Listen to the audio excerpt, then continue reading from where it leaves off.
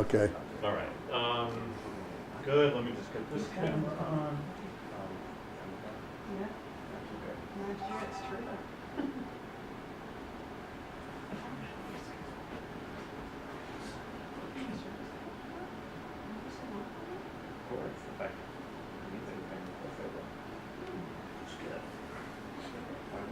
I had another. I had another tripod. You got it?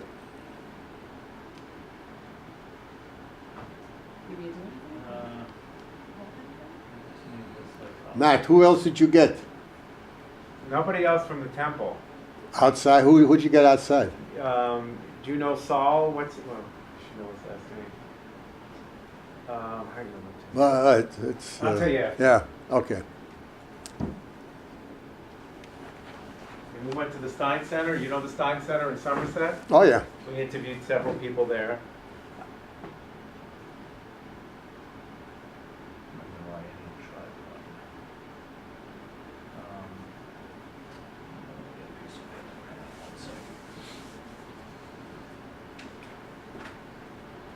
What school do you go to? I'm at Bedminster. Bedminster. Yeah. What grade are you in? 8th. You're in the 8th grade. You know, I never spoke in the Bedminster school. After you hear me today, tell your teacher, your history teacher, that it'd be a good time, you know, for me to speak to the class, because tomorrow I'm speaking in Warren Middle School. Oh, Mr. Schuck, he would love that. His English teacher Yeah, brings in speakers, and he would love that. sure. Yeah. I spoke at the Berkeley Middle School a couple of weeks ago, and let's see, also Tewksbury Middle School. Perfect. Yep. Perfect. All right, Terrence. You got me? Okay. Yeah, I got you. If you can just keep an eye on that one, that would be good. Just let me know if he goes out of frame. Okay. Okay, Yeah, Terrence, I will. you're on. So what is your name? My name is Erwin Gans. How old were you when the Holocaust first broke out? Well, it's hard to say about the Holocaust. My story is about a young Jewish boy growing up in Nazi Germany. I was born in August of 1929, and I tell the students about my history of what happened as a child living in Nazi Germany. And I was there doing Kristallnacht, the Night of Broken Glass. And my story starts that I explain that Germany in the late 1920s and early 1930s had a tremendous amount of inflation, high inflation, and unbelievable high unemployment. And as a result, my father told me that he had to use a wheelbarrow filled with money to go to the bakery and buy a loaf of bread. And by the time he got to the bakery, he didn't have enough money. I mean, these were very difficult times in Germany because of the high inflation and also the high unemployment. And as a result of that, Adolf Hitler came to power in February of 1933. And once he came to power, my father was a bank executive in Frankfurt am Main. This is where I was born. And he was discharged because he was a Jew. He could not find employment in Frankfurt anymore. And as a result, we had to move to a small town called Bernkastel-Kues, about 150 miles from Frankfurt. And my father joined my grandmother's business. She had a small department store in Bernkastel. She's selling men's, women, and children's clothing. And we moved into my grandmother's home. As you can imagine, these were very difficult times.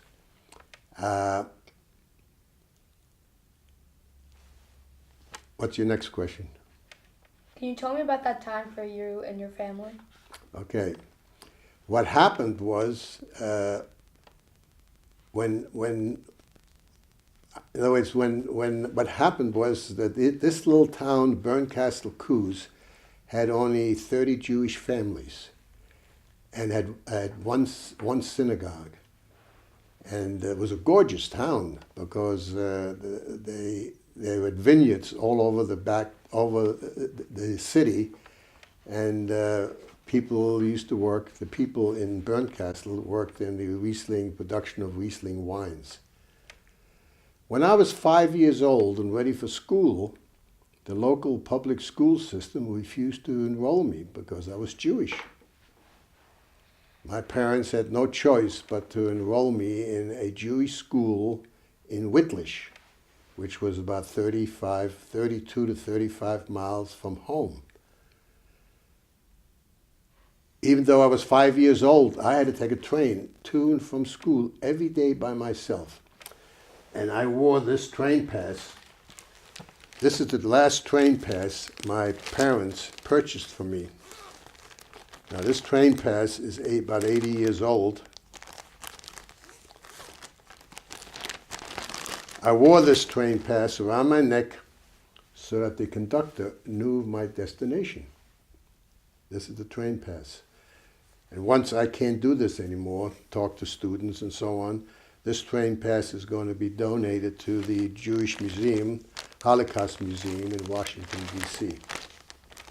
Hang on one second. Erwin, would you just hold it up just so we have the shot of it? It's actually kind of pretty high.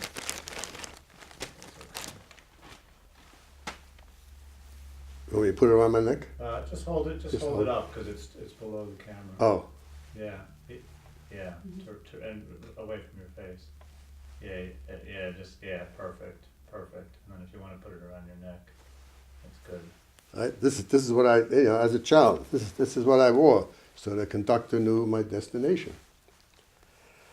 As you can imagine, this was not easy for me because by the time we got to Wittlich, the Hitler Jugend, the Hitler Youth, they used to wait for the Jewish children at the train station.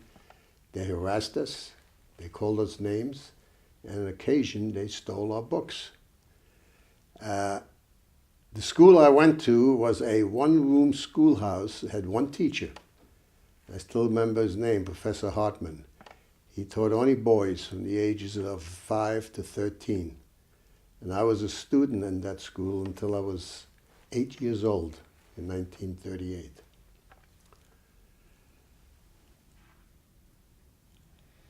So, did any of your family members play an important role in the Holocaust? Well, let me explain to you what happened. My grandmother, one of the smartest women alive, she thought and she said the family has to get out of Germany because of what was happening. Because a lot of the Jews in Germany felt this was only a temporary situation, things will get better. But of course they didn't get better, they only got worse. So where could we go? America was very difficult to go to because every person that went to America had to have a sponsor in this country, and the sponsor was required to put money in the bank so that the immigrant would not be a burden to the state. My grandmother thought about it, and she says she had a distant cousin who was living in Missouri. She wrote to him and told him that he should donate or he should put money in the bank so that the entire family could leave. He wrote back that he was in his 90s, in poor health, and was living on a railroad pension and didn't have enough money to sponsor the entire family. My grandmother wrote back and says, can you at least have enough money to get her son-in-law out, my father, which he was able to do. My father was on the ship. So just start one more time. While my father was on the ship traveling to the United States, this cousin died. Now, if he would have died 4 or 6 weeks earlier, most likely I would not be sitting here this evening. of course, my father, when he came to this country, he wanted to make sure that he get the rest of the family out of Germany. And he was able to do that. And we left in April of 1939. Now, let me explain to you. I was a child, and every night my father used to come to my bedroom and, and talk to me, and he always kissed me goodnight. And I remember one night that he talked to me more than usual. And the next morning I asked my mother, "Where's Papa?" She said that he left during the middle of the night. This is when he left to go to America.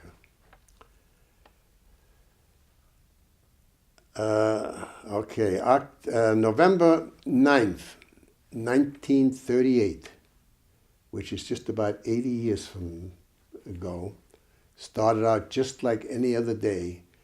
I went to school, and I still remember the day being overcast and gray. When I came home from school that day, my mother was waiting for me at the train station. This was most unusual because usually I walked a short distance from the train station to our house alone. She was holding a banana, which at that time was a delicacy in Germany. And as we walked home, she told me that horrendous things happened at our house while I was in school. She gave me the banana to distract me from what I was going to see. When I got close to the house, glass was all over the front yard and on the street. And inside the house, the Hitler Jugend, the Hitler Youth, with hatchets, smashed all of the mirrors, pictures, slashed the sofas and chairs, and anything else they saw. And as they went upstairs to the bedrooms, I saw hatchet indentations on the door frames, deep hatchet indentations where they smashed the door frames. Our bedrooms were heated by coal-burning stoves. These were ripped from the foundation and thrown onto the beds. I will never forget that sight as long as I live. Now, this destruction was done by the Hitler Youth. These were boys, 15, 16, 17, and I understand also some 18-year-olds. And it's really a story that the parents of these bad people, bad youth that destroyed our house, those were customers that shopped in my grandmother's store. The parents were afraid of their own children. If the parents would help us, their own children would report them to the Gestapo and they would be put into jail. Can you imagine that? It's just unbelievable that something like that could happen. Well, that very same night, which became known as Kristallnacht, the night of broken glass, what the Gestapo did that night was they burned the only synagogue in town where my brother was the last bar mitzvah. They also destroyed all of the Jewish businesses. They robbed the stores, they burned the stores, including my grandmother's. And that night, from my bedroom, I was able to see flames in the sky of what the Nazis did that day. I also remember that during the middle of the night, the Gestapo came into the house and wanted to take my father away. Thank God, my father was already in America. And I also remember that the Gestapo came into my bedroom and then walked out again, did not do anything to me. Because at that time, in 1938, all the Gestapo did was take the men. And they took men out in the street and they beat them up. They did not touch, at that time, women and children.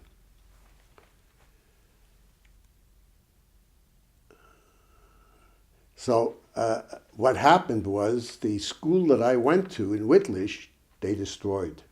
I could not go outside anymore. So from November of 1938 to the time we left in April of 1939, I could not go to school. And I couldn't even go outside the house because the Hitler Jugend, they used to go past our house almost every day, and we were just afraid. I was just afraid that they would do something to me. Next door to our house, I have visuals. Now, I don't have visuals here, but I have visuals which I show where my bedroom was in the house. And right next door to our house was a tavern.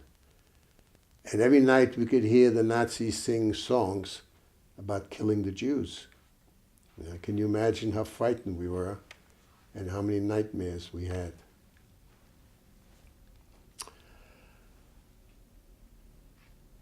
What do you personally remember, or what have you been told about the war ending? Well, the war ending, by the time the war ended, we were in America. But let me continue of my, what happened to us in Germany. What we had to do then, so my father worked very hard here and tried to get enough money because there was no such thing here as anybody helping. There was nobody gave anybody any money. So he had to work very hard in order to have enough money to bring the rest of the family over here, which we did in April of 1939. Now, let me explain to you also, about 47, 48, maybe even 50 years by this time, I went back to Germany. I wanted to see what happened to the house, and I wanted to see what happened to the store, and of course I wanted to see if there was anything left of the school.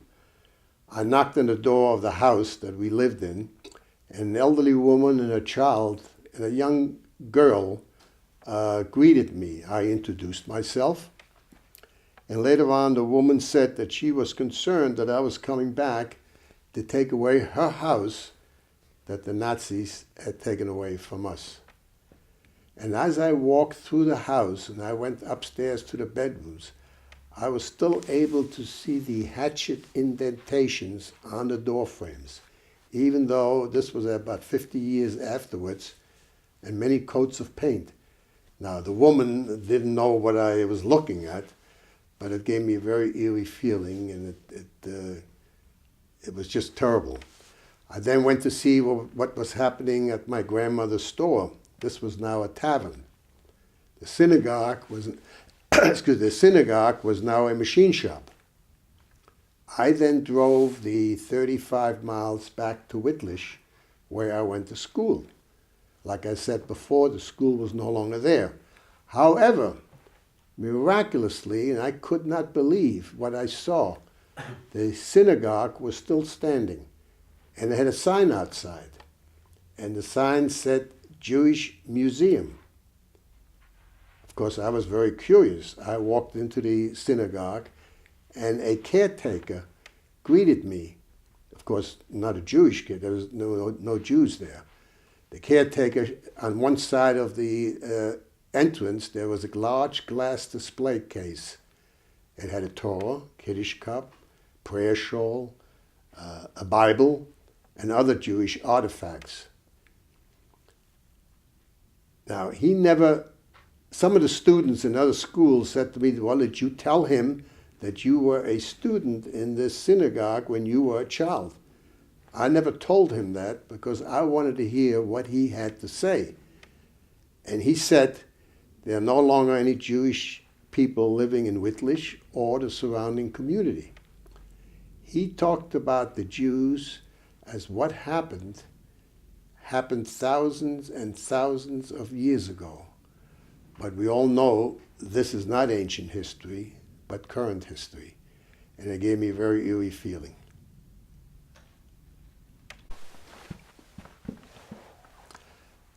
About 12 years ago, I guess it's 12 years now, the city of Frankfurt, where I was born, in order to absolve their guilt, invited my wife and I for 2 weeks at their expense. They wanted to show how nice they were. At first, I didn't want to go back to Germany. I didn't want to go back to Frankfurt. But eventually I thought maybe I should do that in order to see what happened. We left, my wife and I went there, and there were 25 of us in that group. These were all children in Frankfurt. They were children when they were young. Now, a lot of them went on Kindertransport.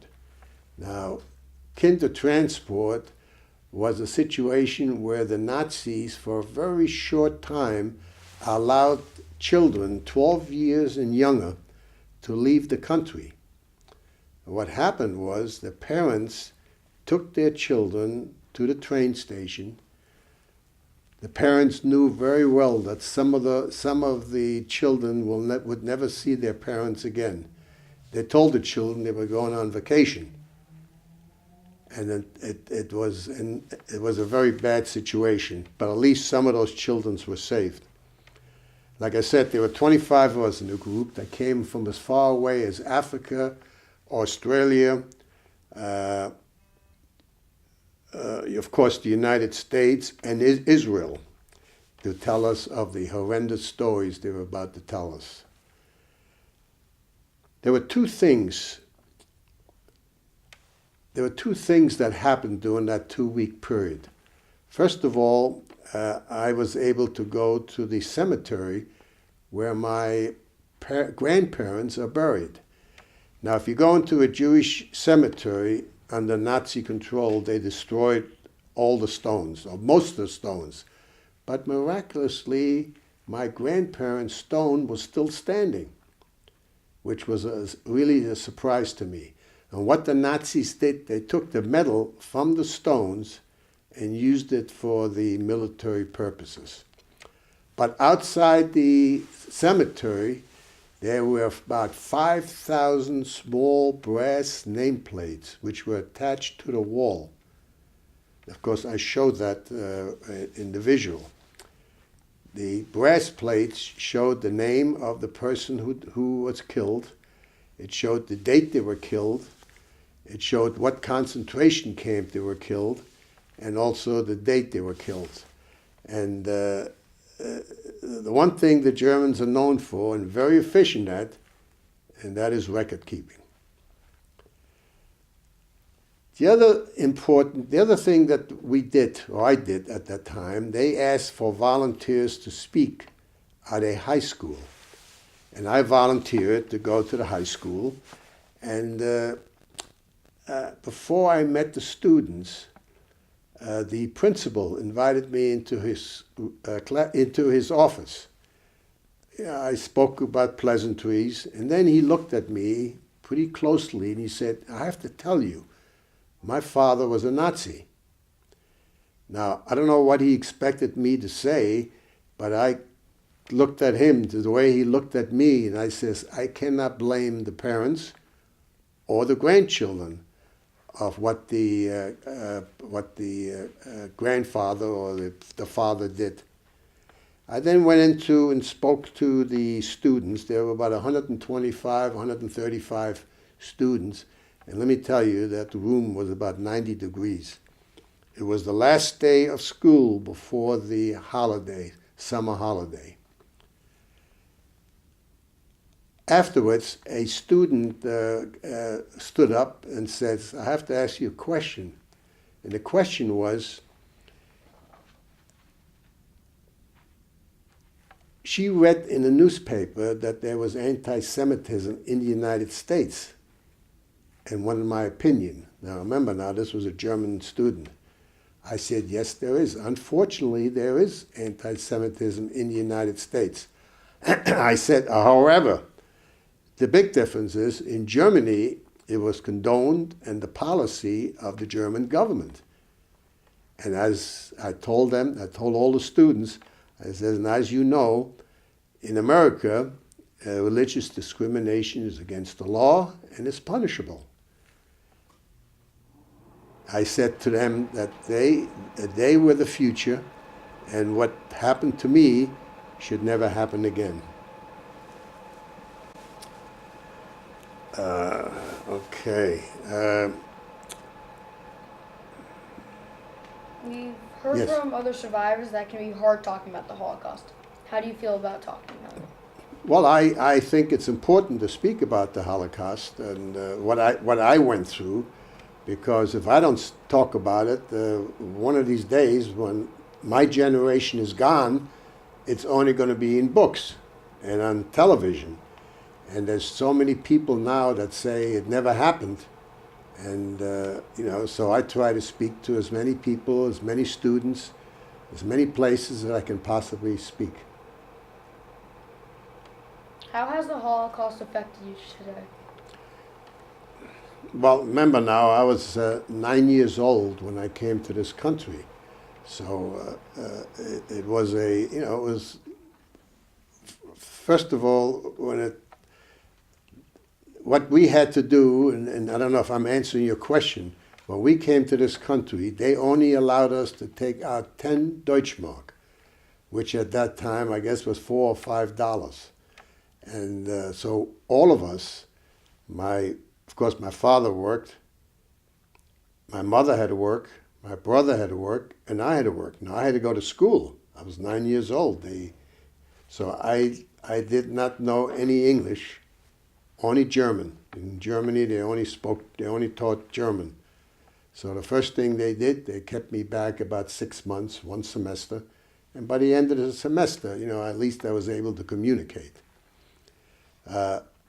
And all the money and let me tell you, after school, we didn't play baseball, we didn't play all the other activities.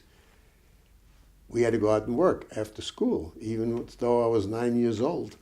My first job was in a bakery.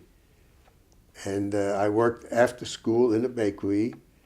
And what I had to do was, at that time, people didn't want to use their telephones because it cost money. So they had me go to customers or houses and ask them what they wanted, a loaf of bread, back to the bakery, and then I delivered it. And my salary for a week salary was 75 cents. That was in 1939, 1940, 75 cents, that was it. But all that money was given to my parents.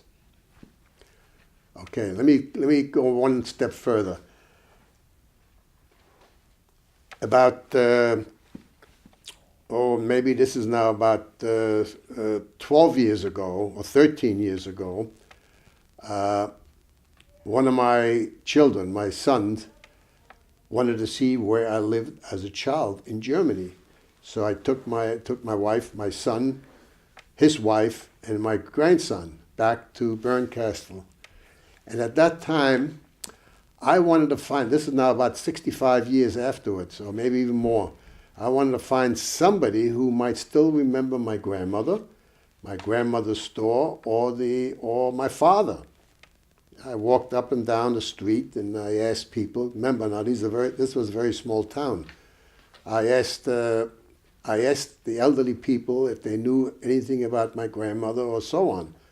None of them had any indications. In fact, my family laughed at me because after all these years, they thought I was crazy. Just then I spoke to a woman. She says that, why don't you go to the local old age home or the nursing home, which I did. And I showed this on my visual. The bottom of the nursing home was a Lutheran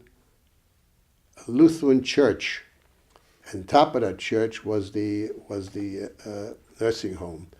And I rang the bell. A nurse popped her head out of the second floor window. In German, I asked them about if there was somebody that I could speak to. The nurse sent down an elderly gentleman. I talked to him, but obviously either he didn't understand or he just didn't know anything. So the nurse shot her head out again in the second floor window, and she said she would bring down his hearing aid. Just then, my wife spotted two elderly ladies coming back to the home. One of them was walking with a cane, and she says, why don't you ask them?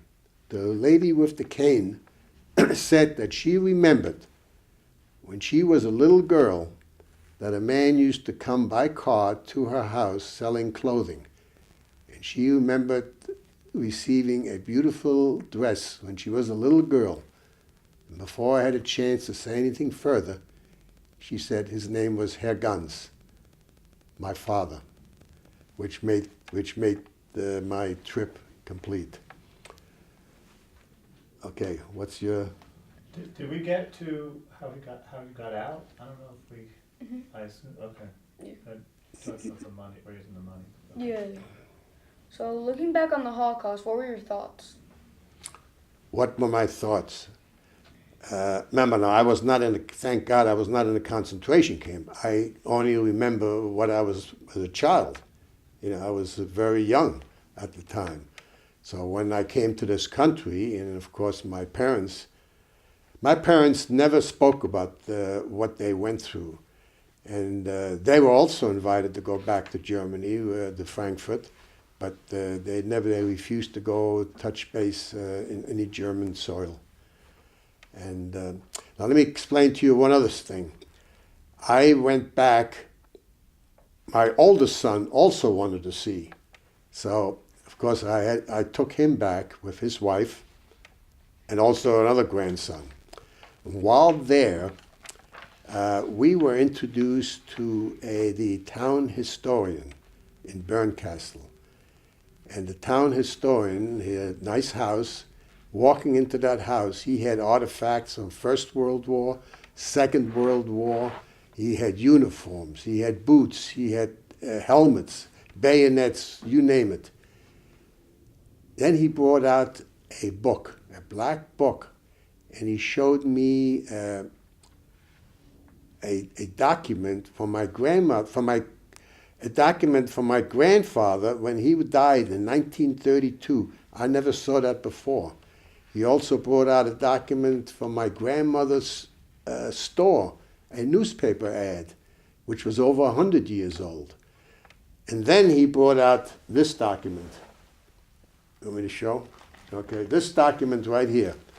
This document here was produced in October 1939 by the Gestapo.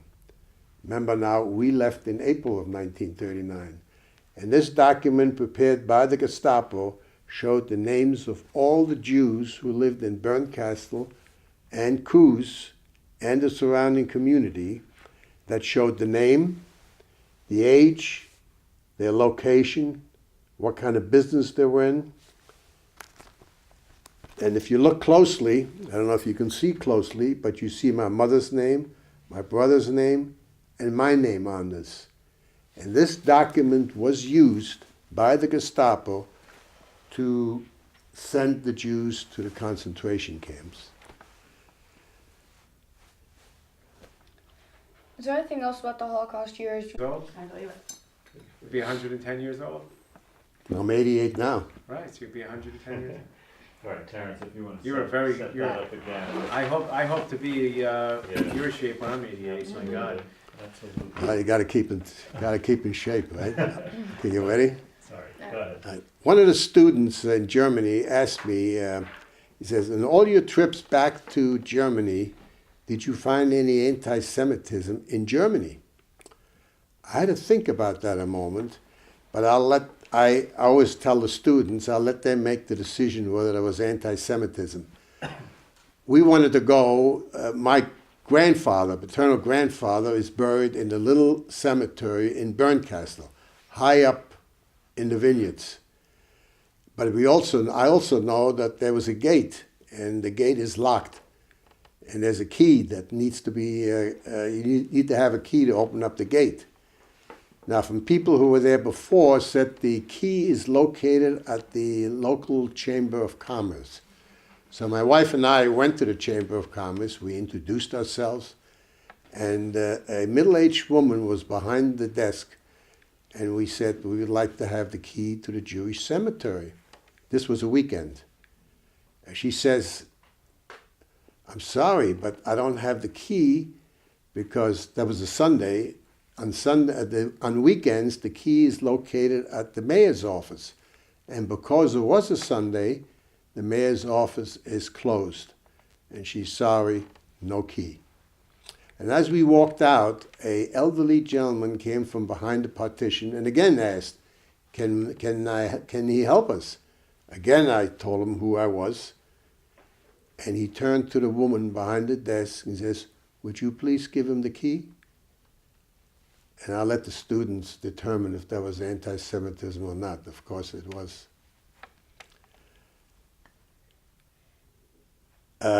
Before I finish, one of the students, also, this is also in Germany, said to me, now that you're retired and you were born in Frankfurt, isn't it time for you to come back and spend the rest of your life back where you were born? I said, do you want a short answer or a long answer? Because both, I told the student, I says, both answers is never. My country is America, and America is where I will live for the rest of my life. America saved my life, and I would do everything I can possibly do for this country. Thank you. Thank you. Wow. Excellent. Wow. Wonderful. And that's it.